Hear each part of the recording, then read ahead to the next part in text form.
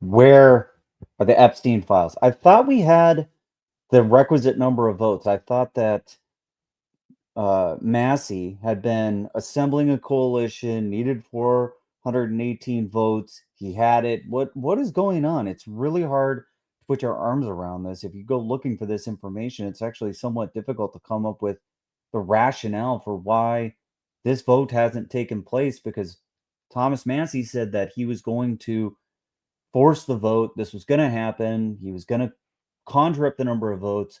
What what's the takeaway here? What's the holdup? Is this Mike Johnson? Is he just blocking this? Absolutely.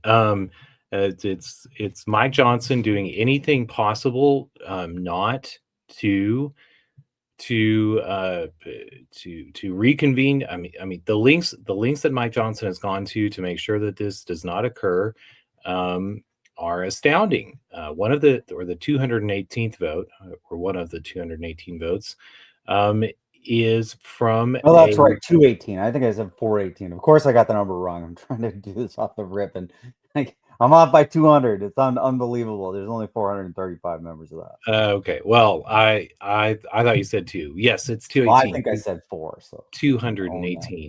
218. So they have 217 seated members of Congress, but the 218th is a replacement from a vacated seat, and so before they can bring that to the floor, they need to swear in this 218th member of Congress, I believe from Alabama. I'm not sure. Um, Yeah, is this the one where her father died and then she took over the seat? Is that right?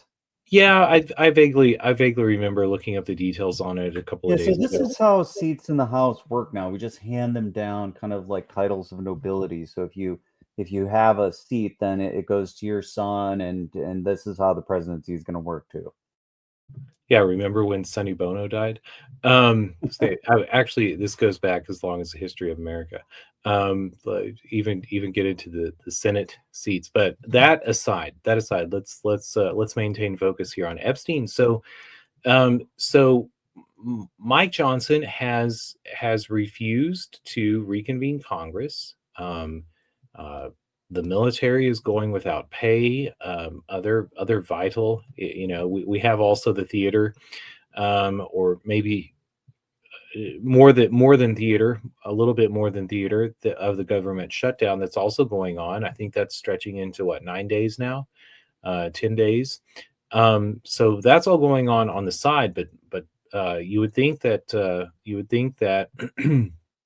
um, that Mike Johnson would have been a little more subtle in avoiding the issue of the Epstein files being brought to the floor by this coalition of Ro Khanna and Thomas Massie.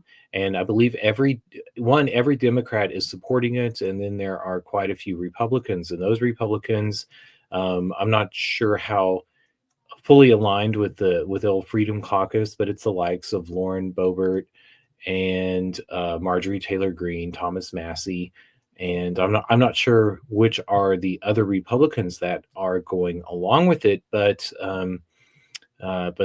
we've seen in the last 2 weeks also the House and Senate oversight hearings of Kash Patel, and the House oversight hearing of, was it the House? No, it was the Senate oversight hearing with Pam Bondi, and in both of those, they were more than evasive whenever there were questions about Jeffrey Epstein and the relationship of the FBI, the DOJ, and the president.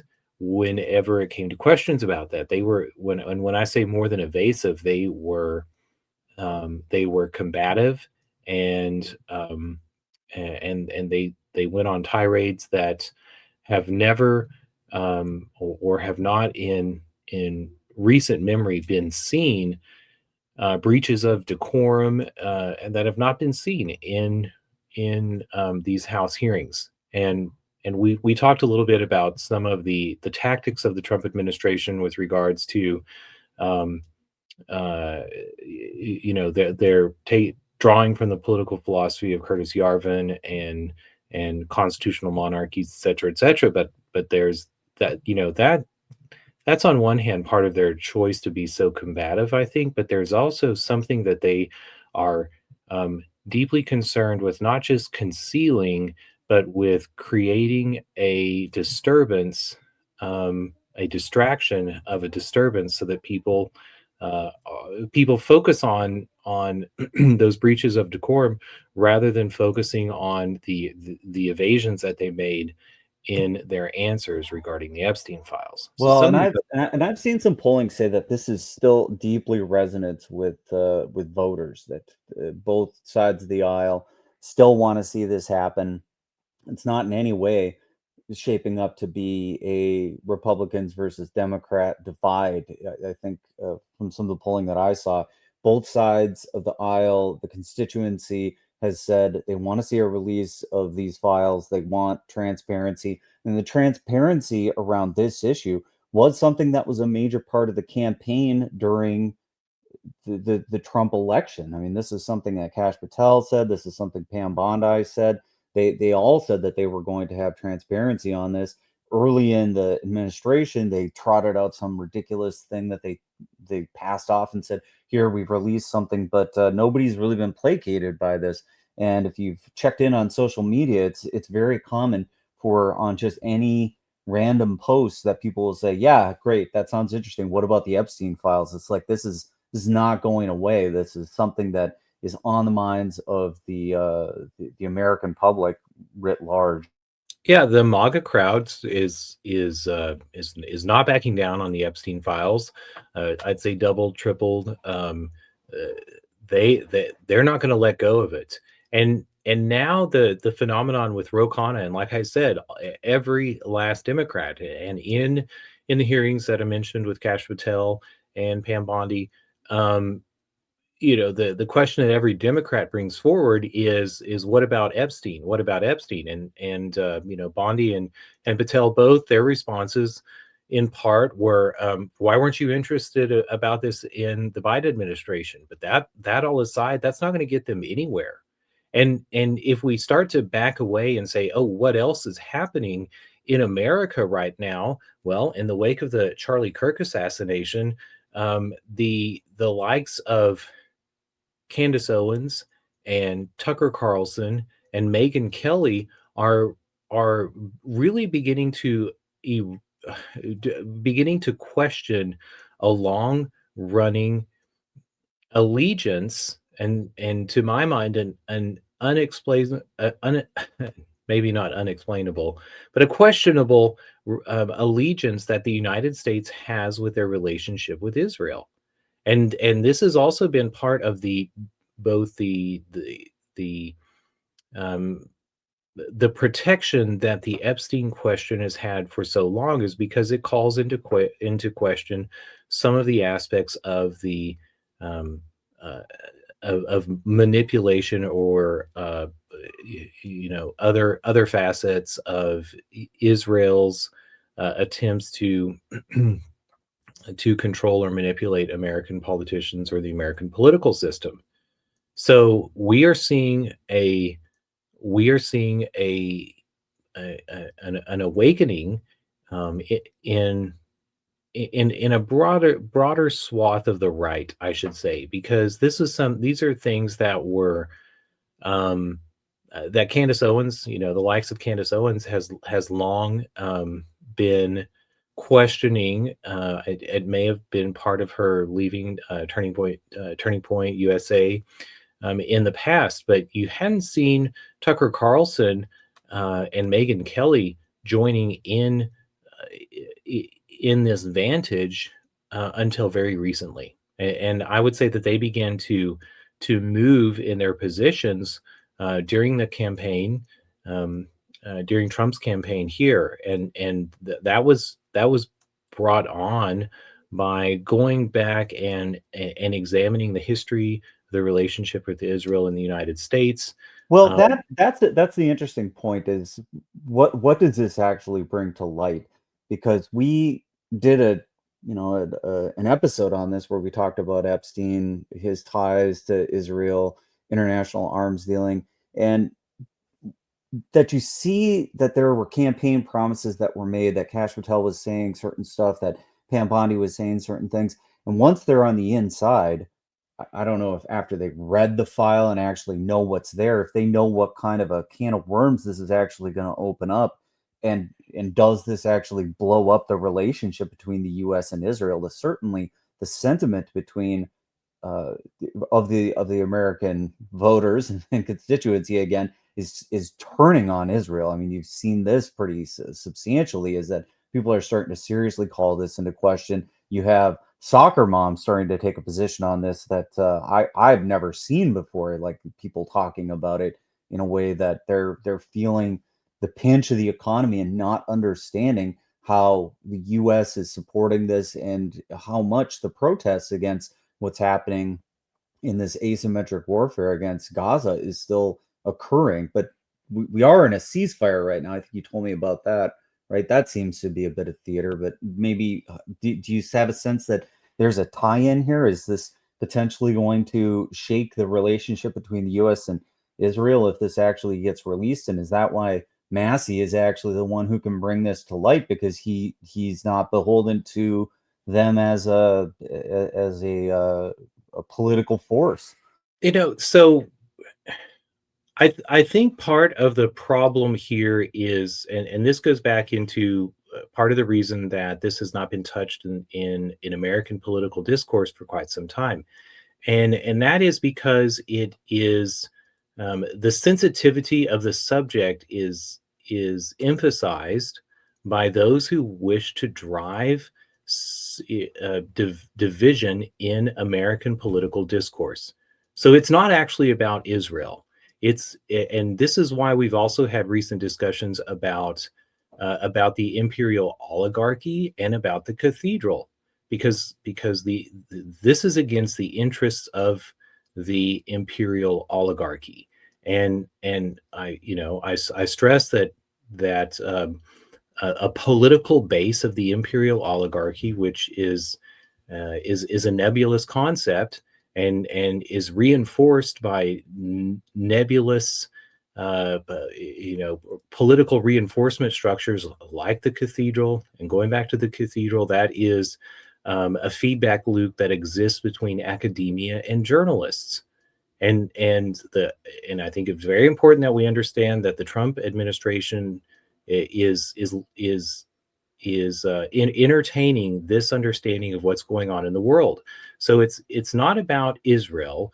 If it goes to the imperial oligarchy, who does that entail? That entails Britain, especially not your normal British citizens who are on the streets and trying to fight back against the censorship and um, uh, some of the crackdowns that are going on in Britain right now. It goes on. It goes to the the financial noble class that has set up these rules and has long maintained control over them, and the United States. So what we're seeing in Israel is a collapse of that vanguard in Western Asia, and we're seeing a realignment as that occurs. I mean, simultaneously, we're seeing the failure of the NATO expansionist project to, shall we say, North Central Asia or Russia, and and as those two fronts collapse, we are going to have a reassessment of our allies and our perceptions here in the United States. I think, or I fear that part of that is shifting into South America. It could be shifting into Africa too, but really, what we're seeing here is a collapse of Israel as being a front of imperial oligarchic or especially European and American power in Western Asia. So going back to Epstein, how long do you think Mike Johnson can continue these stall tactics? I've seen some things where he blamed not seating this new member of Congress on a variety of different stuff that he's trotted out a variety of different reasons. I I just don't know how long this can realistically go on. Even if the government is shut down, it doesn't mean that Congress stops convening. It just means that the wheels of the executive grind more slowly, or maybe not at all. But these representatives are not here to collect a paycheck. They're here to represent the states, their districts. They're here to get work done. Are they still just going to sit in recess forever, or is Congress actually going to come back and start doing something? And if so, is this something he can continue to block as Speaker of the House? I would, to answer how long, I would say, indefinitely. This could be, who killed JFK? Um, Oh, like we don't reconvene Congress ever again? This is it. I This is the end of this. or they figure out how to twist some arms and to uh, get that number back down to 216 or 215, or that America becomes more interested in a burgeoning conflict with Venezuela. Um, uh, I think that's part of the calculation in the short term. I don't think that the Republicans are interested in reconvening Congress because of their desire to force uh, uh, force one way to reduce spending in the government is through the budget. The other one is through this shutdown and not backing down on increasing the debt ceiling and borrowing and creating more debt. Um, they're in an interesting position there too with regards to how the dollar is being used to the world or being set aside by other countries in the world. So I on one hand don't think that they have any interest in ending the government shutdown. And in the past, this issue of getting the military paid, if not bureaucrats in the executive agencies paid, would have been would have been a reason to reconvene government and to pass that uh, to pass the creation of more debt, more paper money to pay the military. But we've also seen, or we know that Donald Trump is interested in reducing the size of the military. And just last week, uh, maybe a couple of 8-9 days ago, um, he had the meeting with the generals in which he was signaling, we need a smaller military. We need a different military that's not concerned with defense, but is concerned with war. And I think that um, part of the message there was that's going to be a lot smaller force than the United States has had in the past. There's something else. Well, let's stay on this military budget. People aren't getting paid thing. So is this the case that right now, since we don't have a budget, since the government is shut down, that our military is actually not getting paid? Is that I hadn't seen that. I guess it's something I hadn't considered that was actually happening. I always thought that those types of things were somehow exempt from these shutdowns, but is that not true? Like, so our fighting force is not getting paid? Yeah, I think that is that's been a question that was part of the negotiations that the Democrats and the Republicans were having on the side. And again, going back to the hearings that are held during the government shutdown, because officers of the government, those people who've been elected and sworn in, they may get paid, but they're not there because they're being paid. They don't work for the government as much as they like to say so. They're there because they've been elected. And that's been one of the bargaining chips in reopening the government, as hand wringing and concerns about paying the military. But uh, while some Republicans, um, the neoconservative wing of the right, is interested in maintaining the size of the military and maintaining American primacy, or this notion of using defense to coerce and further American power around the world are interested in paying the government at however much debt the United States has to create to do so. Um, there's a growing there's a growing arm of power in the legislative branches and Senate and the House of Representatives that don't see it that way. And certainly the Trump administration does not in any way see it that way. So, um, Well, it looks like no. I just did a little bit of sleuthing because I wanted to get this question answered, but it seems there's uncertainty, although I just don't see how this uncertainty is actually the case. This is just they are in some sense federal workers. They're a part of the federal payroll. The money would come from there. If the government is shut down, there's nothing to pay them, then likely they're not. But I believe they're contractually bound. It's not like the military is going to stop operating. They're still bound. They're just not going to get that check. I mean, they still have their barracks, food, whatever. It's just money's not going to flow out. I imagine this won't really come to a head until yeah, well, start running out of food and fuel, but that may not happen. um, anyway, well, who knows what happens here. It's very hard to say, what the wheeling and the dealing in Congress is going to bring forth.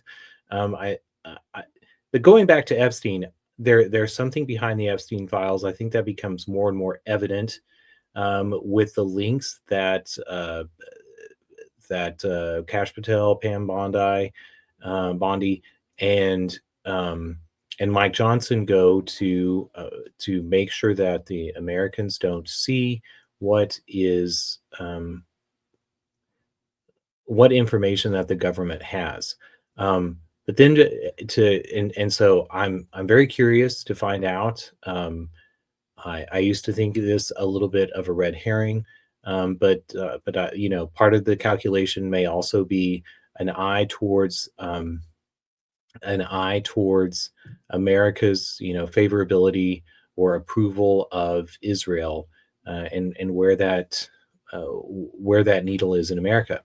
I know that it's shifted away from towards disapproval and hardline in some parts, but um, I thought it interesting too because the other aspect here is the relationship between the United States and Russia, and Donald Trump is way out on his own and building that bridge, and that seems to be where his focus of his presidency has been. And I thought it very interesting that on October the 7th, on this anniversary of the escalation of the conflict between the Palestinians and the Israelis, Benjamin Netanyahu, Prime Minister of Israel, called Vladimir Putin and begged him for his support in continuing the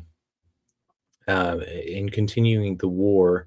I don't know, the war, the genocide against the Palestinians, and Vladimir Putin turned him down flat. And not only that, well, I say asked for support.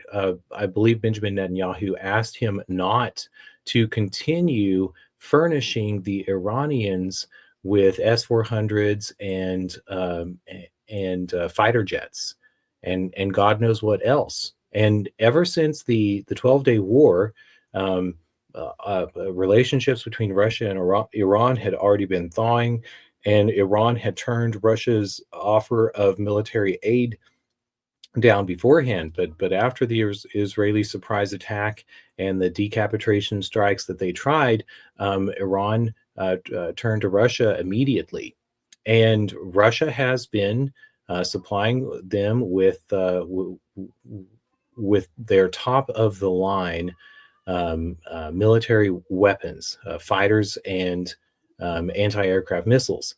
Not only that, but I have seen that the Russians have also been supplying Venezuela with I don't know what, but we've seen both the Russians and the Venezuelans signing,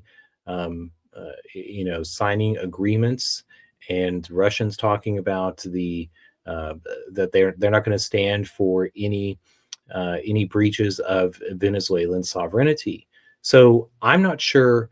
Uh, I've been scratching my head trying to figure out um, why there's this triangle between Venezuela, Israel, and Russia that the United States is dealing with, or maybe quadrangle, whatever. How this relationship is working out, but it would seem to me that that there is a very deep agreement and strategy that's being played out by Vladimir Putin and Donald Trump. And I say that because Kirill Dmitriev, who is the head of the Sovereign Wealth Fund um, of Russia, has been tweeting out just a litany of there's a deep agreement here, just sort of like chuckling. Wait till y'all see pictures of Vladimir Putin, and AI generated pictures of Vladimir Putin and Trump um, uh, uh, toasting with champagne, et cetera, et cetera. And so as we see, Trump's pushing of the peace plan in Gaza and the ceasefire there, the um, the the gift of rotten fish to the Europeans of unreal unrealizable support in the war that they've really taken up, that they want to continue with Russia. There's something going on because um, Trump is Trump has some sort of arrangement and plan with Russia. That's what's going on here.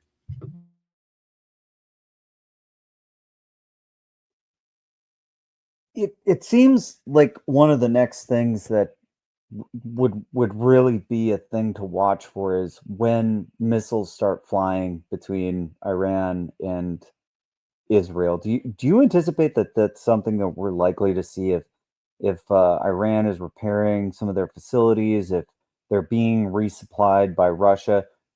I mean, yes, there's a ceasefire here now. That seems theatrical. I'm not sure how long that's actually going to last. It seems like the war, 12-day war, kind of tamped down pretty quickly, and largely, if I recall, that was because Israel was starting to run out of munitions, and they wanted that to end, and Iran was okay with that happening. But are we going to see this flare back up again? So I think um, I think that part of the part of the reason that Donald Trump and Vladimir Putin have been mum about their agreement has to do with uh, Israel's nuclear option. Some people have asked why did Iran stop their barrage with the response from the decapitation strikes in the 12-day war, the fortnight fight. Um, I think that's pretty obvious. It's because they didn't want to push Israel to the point of using their nuclear weapons.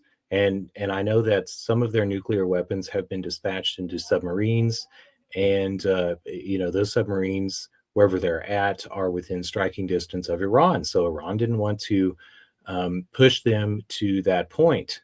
And if we also go back to Vladimir Putin's long stated concerns about the global munitions in the world, and we also see their turn towards Oreshnik hypersonic missiles. And then we look at Donald Trump's statements in his campaign. We know that nuclear, um, you know, the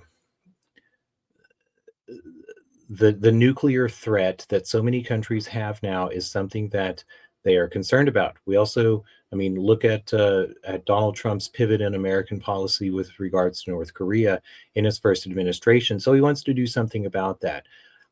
When I start to think about what their um, what might worry them the most once two or three of the big players, and we know that Russia and China have agreements and are part of this conversation also. Um, you could see that they say, we can come to an agreement. Russia, China, the United States, maybe India, um, but and we have the massive we have the majority of the nuclear uh, bombs that exist in the world, the nuclear capability. But what could be a real a real volatile variable are these small countries in the world that have nuclear capabilities. So how Yeah, what can is we? I was it there's like some pithy aphorism about this is that nuclear weapons allow small countries to masquerade. What how does that one go? I haven't heard it, but like I've been thinking, one, when we also hear Iran's uh, rationale for not pursuing nuclear weapons.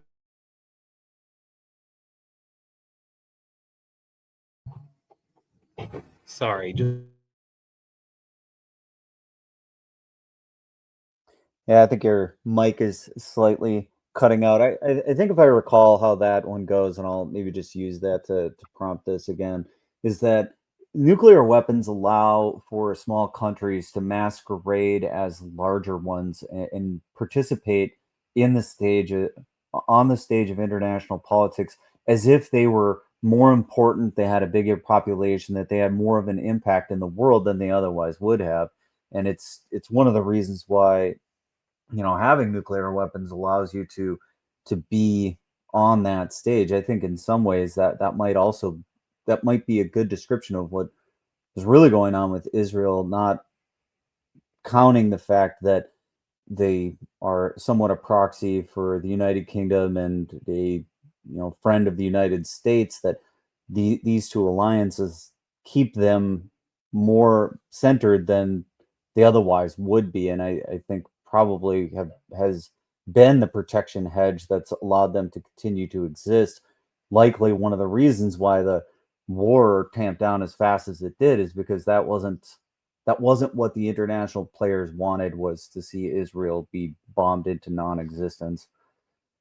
exactly. And so Iran said we don't want a nuclear weapon because if we were to use it, it would be on Israel and their Arab populations, Muslim populations that exist next door, or it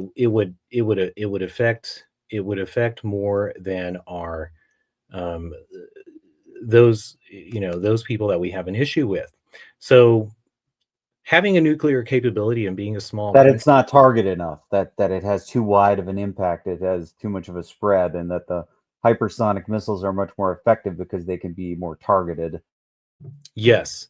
And so again, going back to the vantage of being the United States and Russia, especially the United States and Russia, and throwing China into the mix, it was the United States and Russia who first had the nuclear capability, and they really grew their arsenals with a focus on each other. But the cat's been let out of the bag, and so they're going to have to work together if they're to stuff the cats back into the bag. And I think that's what we're seeing here. And so again, we had the concern about the Samson option, and when I say the Samson option, that is Israel's sort of name for their policy that if they reach a point of devastation or annihilation by any outside force, whatever, Egypt or Saudi Arabia or Turkey or Iran, because they don't get along with any of their neighbors, that um, they are going to use their nuclear weapons. And so I think that was part of Iran's calculation with ending the 12-day war. And I think this has also been part of the reason for Donald Trump's, that, like, there's this line of questioning, why Donald Trump has gone along with Israel's genocide in Gaza for so long. I think it goes back to the Samson option, that he's trying to force to force Israel into a position of one where their power um, is lessened, and also they're left in an open position where they will be forced to at the very least admit to their nuclear weapons and join in international nuclear monitoring, at the NAEA or whomever that may be in the future, or at best give those weapons up. And and so I think that's the play that we're seeing here. Where we might, I've wondered what Netanyahu, how much, what his responses will be. I do think that if worse comes to worse, um, if the United States gets wind that Israel is going to use their nuclear weapons, I could see the United States being in a position now, because again, going back to the popularity of Israel in the United States, as that threshold is closer to 50-50 instead of 80-20 in support of Israel, the United States can get away with uh, doing what it's done throughout the world, which is some sort of regime change. And Israel has made a mockery of trying to do that, or I say a mockery, has done so unsuccessfully. But the United States, as well we know, is a lot better at it. Britain is good at it too. So I think that's what's up there. Um, I don't. I think I with don't know that, if I we're that. probably just about out of time. Like, it seems like a good place to end it. So we're kind of wrapping up on what's going on with Epstein. It's got ties to Israel. We're watching carefully what's happening in the military as far as how this might reignite and what might happen with the regime change. All right, and with that, we'll see you next time on FOMO.